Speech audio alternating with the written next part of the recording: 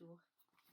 J'avais envie de revenir vers vous pour suivre un peu Illumination et éveil, mais complètement par un autre côté, à travers l'ukiyo-e, le monde flottant, de l'errance au voyage.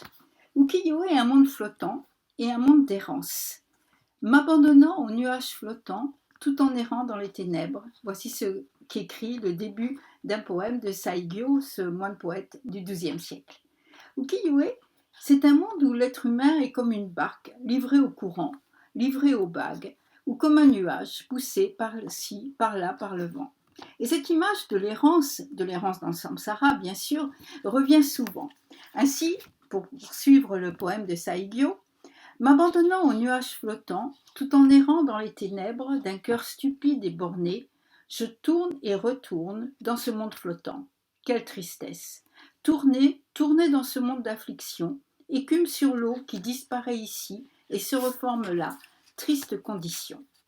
Ainsi, telle est notre condition humaine, une condition instable, la condition du samsara, représentée, comme vous le savez, par cette roue dans laquelle nous allons de naissance en naissance, de forme en forme, et certains textes disent d'utérus en utérus.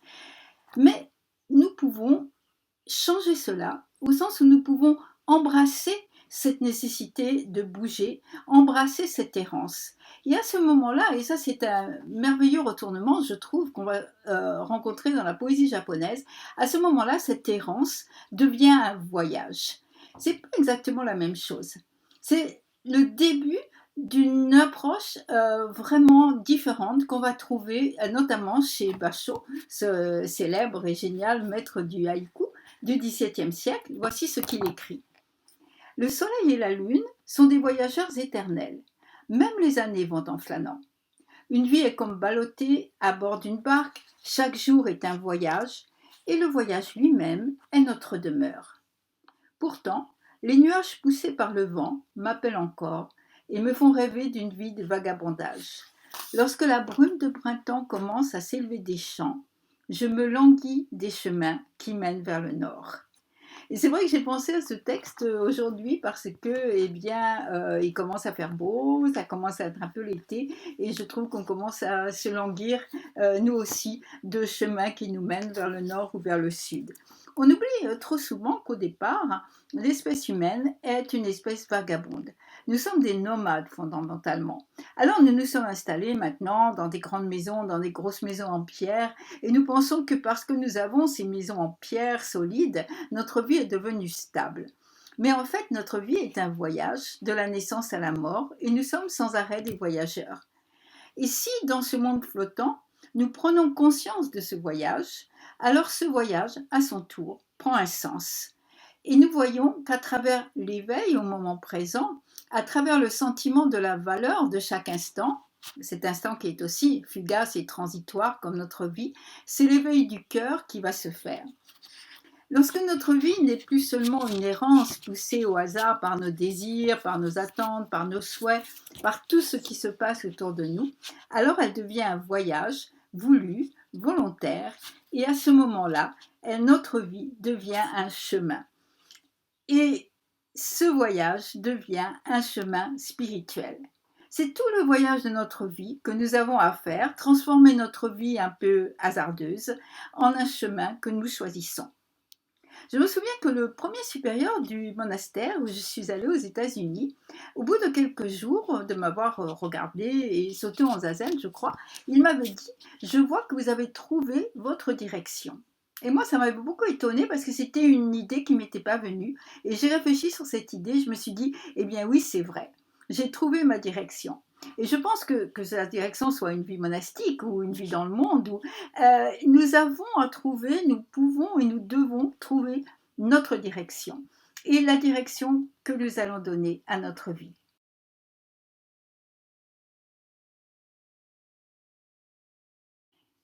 Et il y a quelqu'un et quelqu'une qui en a bien parlé de ce chemin que j'aime beaucoup, dont j'ai déjà parlé, qui est la nonne Chiyoni, qui écrit « Apprécie chaque moment, c'est ce qui compte vraiment.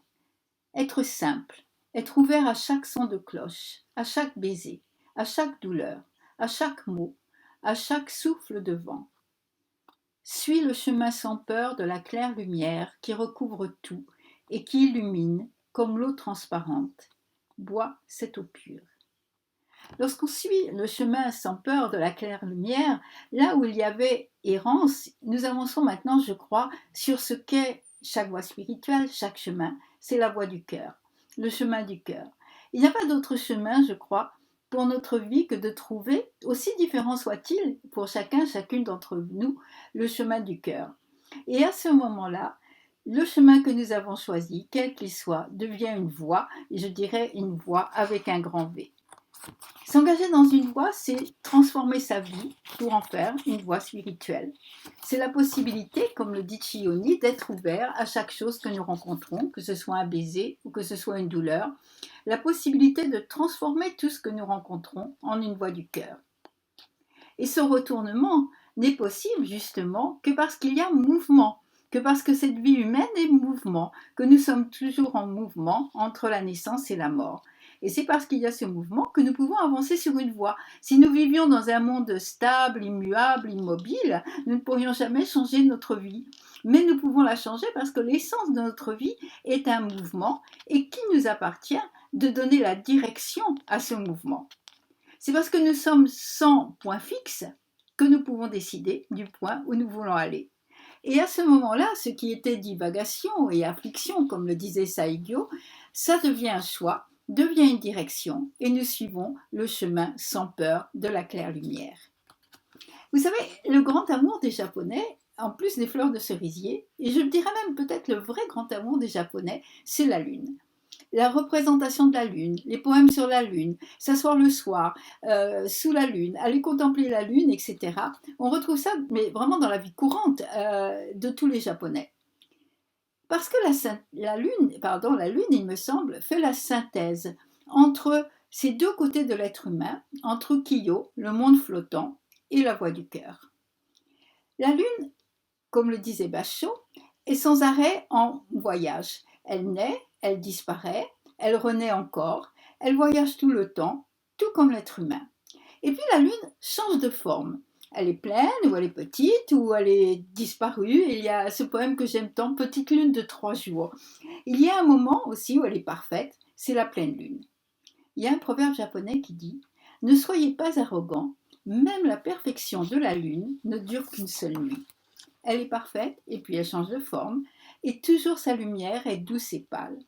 Et alors à côté de ça, on a le soleil, et le soleil, il a l'air un peu d'un gros patapouf, parce qu'il ne change pas de forme, il passe toujours de l'est à l'ouest, il part du même point, il revient au même point, alors sa lumière est parfois trop forte, parfois pas assez forte, parfois il chauffe trop, parfois pas assez. La lune, elle, est la représentation en miroir de notre vie humaine, à travers son errance, à travers ses changements, et à travers cette lumière douce, constante de la lune. Souvent, elle apparaît dans les poèmes comme un guide dans notre obscurité. Une princesse en pèlerinage dit « Dans la sombre nuit, les nuages de l'ignorance se sont dissipés. Ah, je vois la lune. » Voir la lune. Cette lumière douce de la lune qui représente le Bouddha et ses enseignements qui passent à travers les nuages de notre ignorance et illuminent notre vie. Mais pas seulement. Si cette lumière de la lune, des enseignements du Bouddha, illumine notre vie, c'est qu'elle redonne lumière à notre propre Bouddha intérieur et à notre propre nature de Bouddha. La lune et l'être humain se rejoignent à travers la nature de Bouddha. Ainsi, on peut voir la lune donc, qui se reflète, ça c'est bien connu, dans la plus petite goutte d'eau, qui si même elle est minuscule, va refléter la lune aussi bien que l'océan. Mais de la même façon, quelles que soient nos imperfections, même si notre cœur est encore minuscule, nous allons pouvoir refléter la lumière de la lune parce que nous sommes tous dans ce chemin du cœur, tous des Bouddhas en devenir. Une autre voyageuse écrit « Regardant la lune solitaire au milieu du ciel, à l'aube, je me connais complètement, rien n'est laissé de côté. Rien n'est laissé de côté en nous-mêmes. Nous n'avons pas à enlever des morceaux de nous-mêmes. C'est tel que nous sommes, avec nos imperfections, avec nos manques, que nous reflétons la lumière de la lune et que nous reflétons les enseignements du Bouddha. Et que nous sommes cette nature de Bouddha. Et que nous sommes ce Bouddha en devenir. Parce que ce monde de l'ukiyo, ce monde changeant, ce monde flottant, ce monde du samsara, ce monde imparfait, est et toujours sera un monde imparfait.